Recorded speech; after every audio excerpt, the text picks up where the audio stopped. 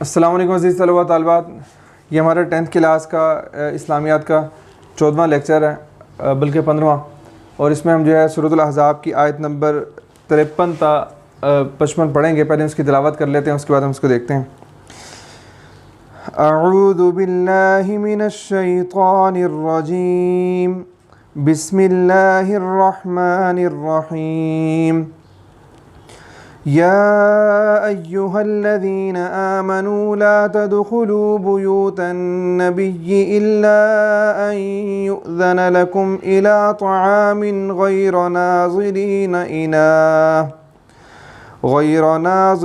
إناه ولكن إذا دعيتم فادخلوا فإذا طعمتم فانتشروا ولا مستأنسين لحديث إن ذلكم كان يؤذي النبي فيستحيي منكم والله لا يستحيي من الحق وإذا سألتموهن متاعا فاسألوهن من وراء حجاب ذلكم أطهر لقلوبكم وقلوبهن وما كان لكم أن تؤذوا رسول الله ولا أن تنكحوا أزواجه من بعده أبدا إن ذلكم كان عند الله عظيما إن تبدوا شيئا أو تخفوه فإن الله كان بكل شيء عليما لا جناح عليهن في آبائهن ولا أبنائهن ولا إخوانهن ولا أبناء إخوانهن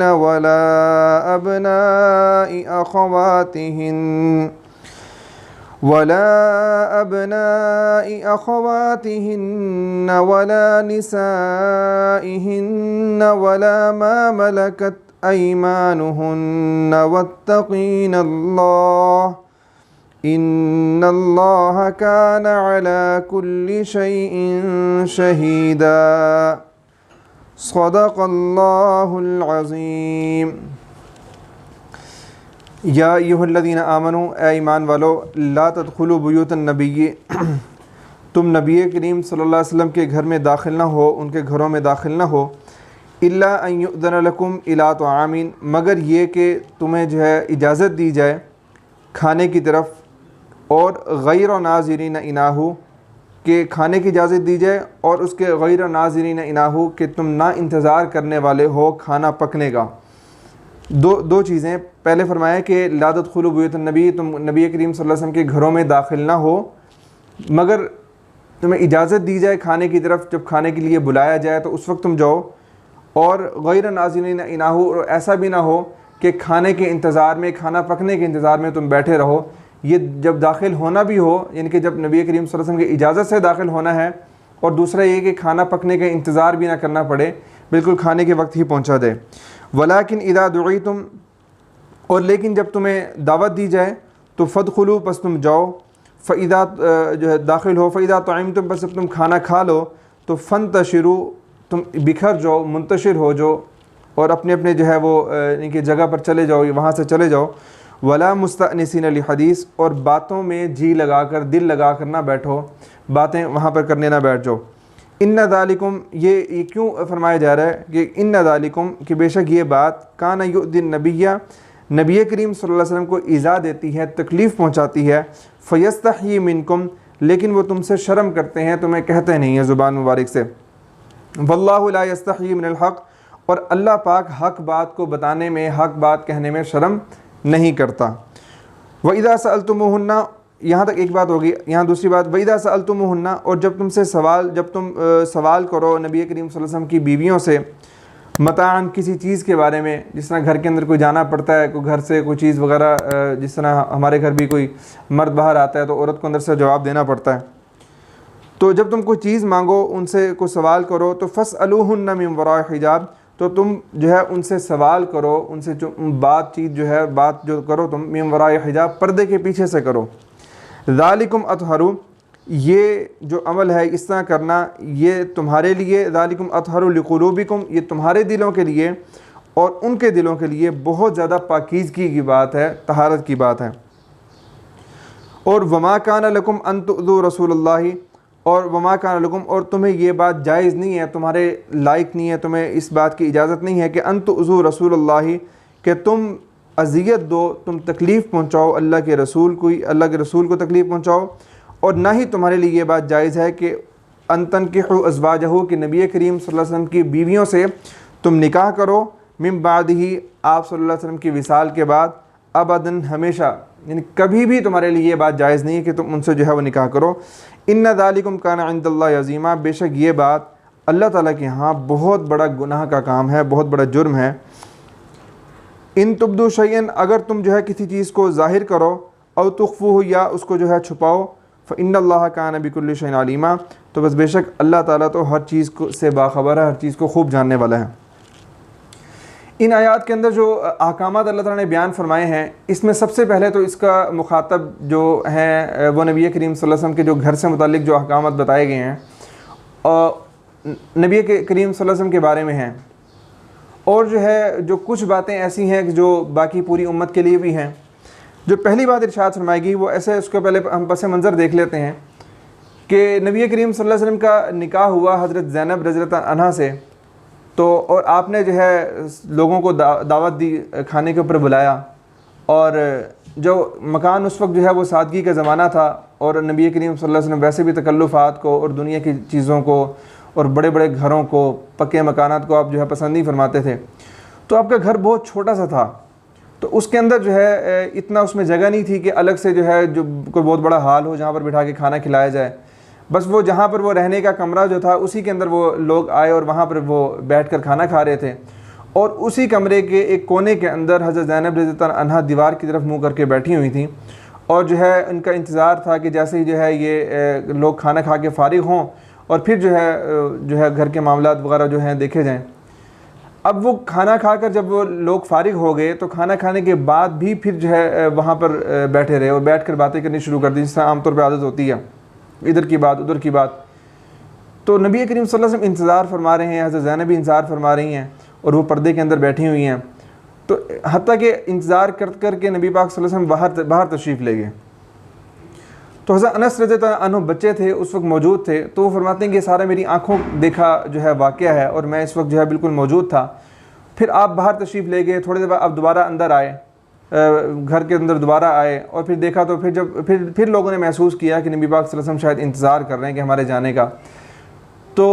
آپ نے جو ہے پھر لوگ اٹھ کر چلے گئے. تو پھر نبی پاک صلی اللہ علیہ وسلم نے آیات جو ہے وہ پڑھی، اللہ تعالیٰ نے قرآن پاک کی آیت نازل فرمائی. تو حضرت انس فرماتے ہیں کہ سب سے پہلے آپ نے مجھے یہ آیات جو ہے وہ سنائی کہ اللہ تعالیٰ کا یہ حکم آیا ہے. تو اس کے اندر جو ہے دعوت قرآن پاک جو ہے، قرآن پاک کے اندر دیکھیں ہمیں زندگی کے ہر پہلو سے متعلق ہدایات ملتی ہیں. ہمارا دین اتنا پیارا اور اتنا خوبصورت دین ہے کہ اس میں ہمیں کھانا کیسے ہے، ہمیں جو ہے اٹھنا بیٹھنا کیسے ہے، ہمیں مہمانداری کیسے کرنی ہے، ہمیں لوگوں کے گھر دعوت پر جانا ہے تو وہاں پر ہمیں کس طرح پیش آنا ہے. تو اس کے بھی آداب اللہ تعالیٰ نے قرآن پاک کے اندر، احادیث مبارکہ کے اندر نبی پاک صلی اللہ علیہ وسلم نے ہمیں سکھائے ہیں. تو یہاں فرمایا کہ پہلے بات تو یہ ہے کہ نبی کریم صلی اللہ علیہ وسلم کے گھروں کے اندر تم جو ہے داخل نہ ہو بغیر اجازت کے. ہاں کب داخل ہو کہ الا ان یؤذن لکم الی طعام، جب تمہیں کھانے پر بلایا جائے تو تب جو ہے تم جاؤ وہاں پر. اور پھر کیا، کھانا پکنے کا انتظار نہ کرتے رہو کہ اگر کھانے پر بلایا، کہ مثلا شام کے کھانے پر بلایا تو تم دوپہر کو جا کر پہنچ جاؤ اور وہاں پر جو ہے وہ بیٹھ کے چلو ہم کھانے کا انتظار کر رہے ہیں، اور 3-4 گھنٹے پہلے سے جب کھانا پکے گا تو اس وقت آئیں گے، اس وقت ہم گپ شپ کر لیتے ہیں. کیونکہ نبی کریم صلی اللہ علیہ وسلم کا معاملہ عام جو ہے لوگوں کے معاملے سے بہت مختلف تھا. آپ کا جو ہے ظاہری بات ہے وحی کا آپ کے اوپر نزول ہے، اور آپ کا نبوت کا آپ کا گھرانہ ہے. تو اس سے یہ بتایا کہ ایک تو جو ہے یہ کھانے کے آداب کے اور دعوت کے آداب کے یہ خلاف ہے کہ آدمی اتنا پہلے پہنچ جائے عام دعوت کے اندر بھی کہ وہاں پر جو ہے وہ ابھی کھانے کا انتظام ہی نہیں ہوا، آدمی پہلے پہنچ کے جو ہے وہ چلا جائے. اور دوسرا یہ کہ بغیر اجازت کے کسی کے گھر میں جانا یہ جو ہے ہمارے لیے ہمیں بھی یہ حکم ہے کہ بغیر اجازت کے کسی کے گھر میں نہ جایا جائے. ہاں جب کوئی دعوت پہ بلائے تو پھر جو ہے اس کے جو ہے وہ دعوت کے اوپر جایا جائے. لیکن اس میں یہ ہے کہ عام طور پر جس طرح بہن بھائیوں کا گھر ہے اور قریب قریب جس طرح رشتہ داروں کا یا بہت زیادہ آنا جانا ہے جہاں پر ہے, تو وہاں پر اس طرح کے تکلفات نہیں ہوتے. یا آدمی کسی سے ملنے جاتا ہے, کسی نے دعوت کی ہے تو وہ خود کہتا ہے, بے تکلف دوست ہوتا ہے کہ میرے پاس آ جاؤ, کچھ پہلے آ جانا تاکہ ہم پہلے بیٹھ کر کچھ گپ شپ کر لیں, کوئی بات چیت ہماری ہو جائے. پھر جو ہے وہ 2-3 گھنٹے آدمی پہلے چلا جائے, گپ شپ کا جو ہے ماحول ہوتا ہے. لیکن عام دعوت جو ہے اس کے یہی آداب ہیں کہ بالکل کھانے کے وقت میں پہنچا جائے, اور کھانا کھا کے پھر اگلا کام کیا کہ جب فرمایا کہ جب تم دعوت دی جائے تم دعوت کے وقت میں جاؤ, اور جیسے ہی کھانا ہو جائے کھانا کھا کے فوراً وہاں سے اٹھ جاؤ. تو یہ بھی اسی دعوت کے لیے کہ جہاں پر جو ہے اگر ہاں ایسی کہ کہیں پر ہو کہ اپنا ہی گھر ہو, یا وہاں خاص طور پہ پتہ ہے آدمی کے دوسرے دوست کا جہاں پر ہم دعوت کے لیے جا رہے ہیں مزاج کا کہ انہوں نے خود کہا ہوا ہے یا ان کی طرف سے ہمیں اصرار ہے کہ کھانے کے بعد بھی کچھ دیر بیٹھ جائیں, ہم نے کچھ گپ شپ وغیرہ کرنی ہے تو پھر بیٹھ سکتے ہیں. ورنہ اگر عام کسی دعوت میں ہم نے جانا ہے تو کھانا کھا کر فوراً وہاں سے جو ہے چلے جائیں, تاکہ ان کو مہمانوں کو بعض ہوتا ہے کہ ایک مہمان کافی سارے ہوتے ہیں اور انہوں نے 2 شفٹیں لگانی ہوتی ہیں, تو پہلے کچھ لوگوں کو کھانا کھلا دیا پھر دوبارہ کچھ لوگوں کو کھانا کھلانا ہے. تو اگر پہلے والے لوگ ہی بیٹھے رہیں گے اٹھیں گے نہیں تو پھر دوسرے والوں کو کیسے کھانا کھلایا جائے گا, ان کے لیے تکلیف ہوگی. یا بعض مرتبہ ایسا ہوتا ہے کہ جو ہے نا وہ ان کے جو ہے گھر کے اندر انہوں نے برتن سمیٹنے ہیں, کوئی چادریں وغیرہ سمیٹنی ہیں, سارا کچھ کرنا ہے. تو اس لیے جب کھانا کھا لیا جائے فوراً وہاں سے چلے جائیں وہاں سے. پھر فرمایا کہ ان ذالکم کان نبی, یہ جو باتیں ہیں یہ جو اللہ تعالیٰ نے احکامات بیان فرمائے خاص نبی کریم صلی اللہ علیہ وسلم کے لیے, کہ فرمایا کہ ان چیزوں سے نبی پاک صلی اللہ علیہ وسلم کو جو ہے وہ تکلیف ہوتی ہے. بات وہی ہو گئی نا کہ اگر ہم سمجھتے ہیں کہ ہم کسی دعوت کے اندر جائیں اور وہاں پر ہمیں پہلے جانے سے اس آدمی کو تکلیف ہوگی, یا کھانا کھانے کے بعد دیر تک بیٹھے رہنے سے اگر اس آدمی کو تکلیف ہوگی, تو پھر ہمارا بھی ایسی دعوت کے اندر ایسے یعنی کہ پہلے جانا اور دیر تک بیٹھے رہنا جائز نہیں ہے. اور اگر ہمیں پتہ ہے کہ اس کو تکلیف نہیں ہوگی, ہمارا بہت اچھا دوست ہے اور وہ اس کی خود چاہت ہے, تو پھر جو ہے اس کے ہمارے لیے جائز ہوگا. تو فرمایا کہ یہ جو ہے نبی کریم صلی اللہ علیہ وسلم کو یہ باتیں ایذا پہنچاتی ہیں, تکلیف دیتی ہیں, لیکن نبی کریم صلی اللہ علیہ وسلم کا اخلاق دیکھیں آپ کہ کتنا بلند اخلاق ہے کہ وہ اپنی تکلیف آپ کے مزاج کے خلاف. نبی کریم صلی اللہ علیہ وسلم کا جو مزاج تھا بہت حساس تھا, کہ بہت حساس مزاج کے آپ جو ہے وہ نرم طبیعت کے اور حساس مزاج کے مالک تھے.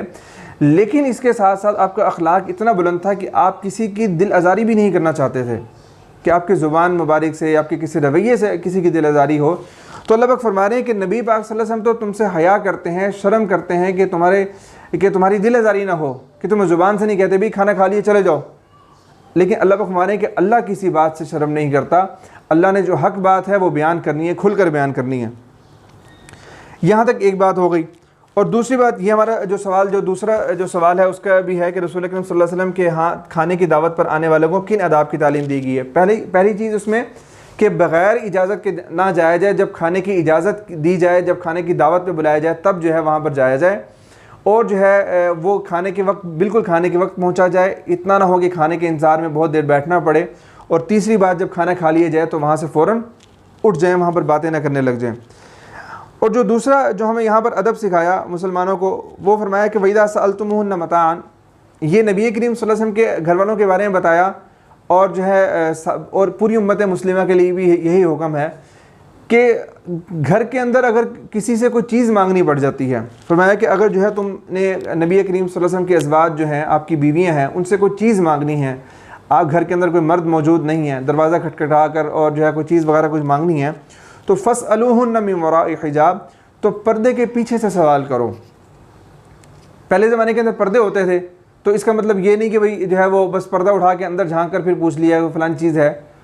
اور جس طرح آج کل دروازے ہیں تو دروازہ کھول کر آدمی نے فوراً نہیں, دروازے کے سائڈ پر کھڑے ہو کر, پردہ ہے پردے کے اوٹ میں کھڑے ہو کر صرف آواز سے جو ہے وہ سوال کرو, جو بھی چیز ہے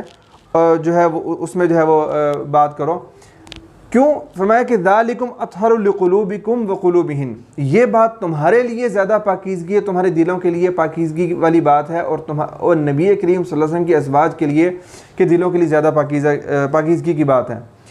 اب ذرا تصور کریں کہ یہ بات کن کو کہی جا رہی ہے.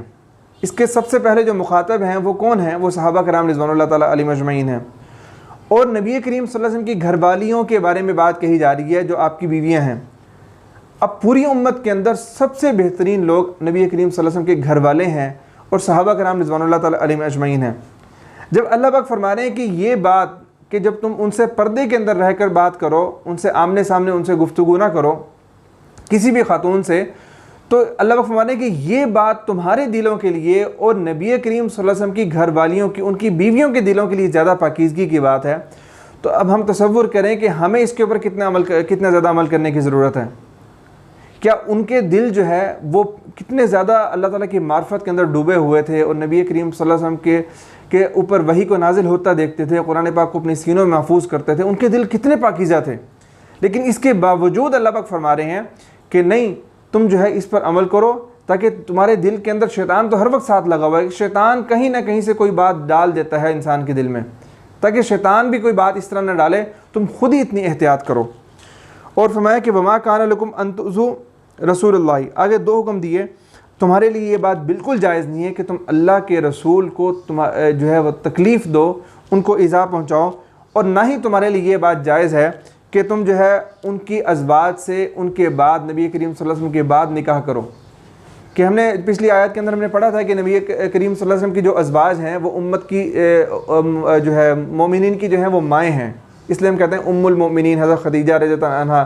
ام المؤمنین حضرت عائشہ رضی اللہ عنہا، یہ ساری کی ساری ازواج جو ہیں امت کی مائیں ہیں۔ تو اس لیے فرمایا کہ نبی کریم صلی اللہ علیہ وسلم کے وصال کے بعد بھی جو ہے ان کا نکاح جو ہے وہ ان سے کسی کا یعنی کہ امت کا کوئی فرد جو ہے وہ نکاح نہیں کر سکتا، کیونکہ وہ امت کی مائیں ہیں۔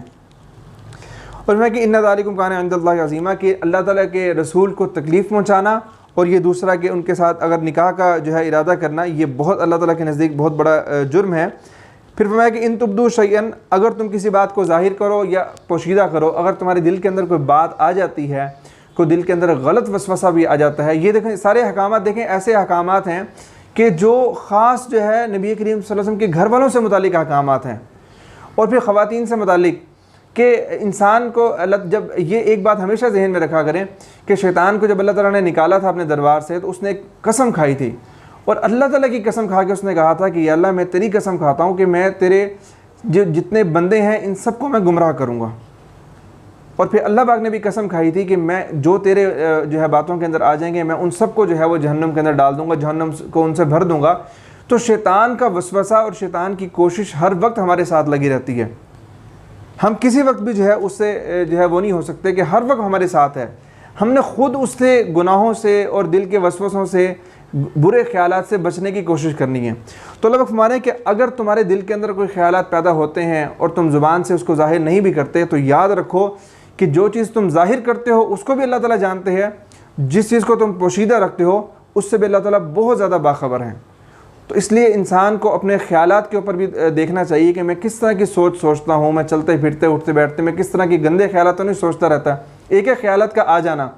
خیال آیا ہم نے فوراً اس کو دور کر دیا، اس کی طرف توجہ ہی نہیں دی، لیکن ایک ایک خاص طور پر کسی چیز کو جو ہے وہ دیکھ کر اس کے بارے میں سوچتے رہنا، کسی گناہ کے بارے میں سوچتے رہنا کہ اب یوں ہے، تو اس خیالات کے اوپر جو ہے وہ خیالات جو ہے ہمیں اللہ تعالیٰ اس کے اوپر پکڑ فرماتے ہیں اور وہ انسان کے جہنم میں جانے کا ذریعہ بن سکتا ہے۔ آگے فرمایا کہ لا جناح علیہن فی آبائہن، یہ ان جو ہے عورتوں پر کوئی حرج نہیں ہے، کوئی گناہ نہیں ہے، فی آبائہن، اپنے یہ پردے سے متعلق احکامات بیان فرما رہے ہیں کہ اب کہ یہ خواتین جو ہیں نبی کریم صلی اللہ علیہ وسلم کے ازواج کے بارے میں کہا جا رہا ہے، اور پھر ان کے بعد جو ہے وہ پوری امت کی جو ہے عورتوں کو، خواتین کو کہا جا رہا ہے کہ کن سے انہوں نے پردہ نہیں کرنا، کن کے سامنے بلا جھجک وہ آ سکتی ہیں۔ فرمایا کہ لا جناح علیہن فی آبائہن، ان کے اوپر کوئی گناہ نہیں ہے فی اپنے باپ کے بارے میں، اپنے والد کے بارے میں، باپوں کے بارے میں، کہ ولا ابنائہن، اور نہ ہی اپنے بیٹوں کے بارے میں کہ ان کے سامنے بھی جو ہے وہ ان سے بھی پردہ نہیں ہے، ولا اخوانہن، اور نہ ہی اپنے بھائیوں کے بارے میں، ولا ابناء اخوانہن، نہ ہی اپنے بھائیوں کے جو بیٹے ہیں ان کے بارے میں، بھتیجے، ولا ابناء اخواتہن، اور نہ ہی اپنے بہنوں کے جو بیٹے ہیں یعنی کہ بھانجے، ان سے بھی کوئی پردہ نہیں ہے، ان کے سامنے بلا جھجک آ سکتی ہیں، اور ولا نسائہن، اور نہ ہی عورتوں سے پردہ ہے، ان جیسی عورتیں جو ہیں ان سے بھی کوئی پردہ نہیں ہے، اور ولا ما ملکت ایمانہن، اور نہ ہی لونڈیوں سے اور باندیوں سے پردہ ہے کیونکہ وہ بھی خواتین ہوتی ہیں، کہ واتقین اللہ، اور اے عورتوں تم اللہ تعالیٰ سے ڈرتی رہو، ان اللہ کان علی کل شیء شہیدا، بے شک اللہ تعالیٰ ہر چیز سے واقف ہے۔ اب یہ جو ہے فرمایا، اب دیکھیں یہ پردے کے بارے میں کتنی واضح آیت ہے، اور کتنا جو ہے وضاحت کے ساتھ اللہ پاک نے بیان فرما دیا قرآن پاک کے اندر کہ ان لوگوں سے، ان مردوں سے پردہ نہیں ہے کہ ان کے سامنے بلا جھجک جو ہے وہ جایا جا سکتا ہے،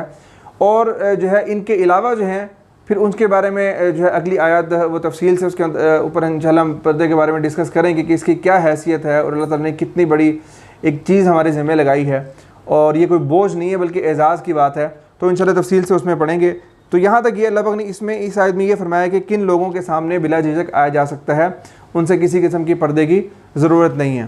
تو یہ ہمارے پاس آج کی آیات تھیں۔ تو اس میں ہمارے پاس جو یہ سوال ہم نے دیکھ لیا، پہلا سوال جو ہے ان آیات میں اہل ایمان کو رسول اللہ صلی اللہ علیہ وسلم کے گھرانے کے بارے میں کیا ادب سکھایا گیا، وہ وہی کہ اگر جو تمہیں کوئی سوال کرنا پڑے، کوئی چیز مانگنی پڑے، کوئی چیز لینا ہو تو پردے کے پیچھے سے رہ کر سوال کرو، جو ہے یہ بات تمہارے لیے بھی اور ان کے دلوں کے لیے بھی زیادہ جو ہے وہ طہارت کا باعث ہے، زیادہ پاکیزگی کا۔ مشکل الفاظ ہمارے پاس ہیں، انا اس کھانے کے تیار ہونے کا وقت،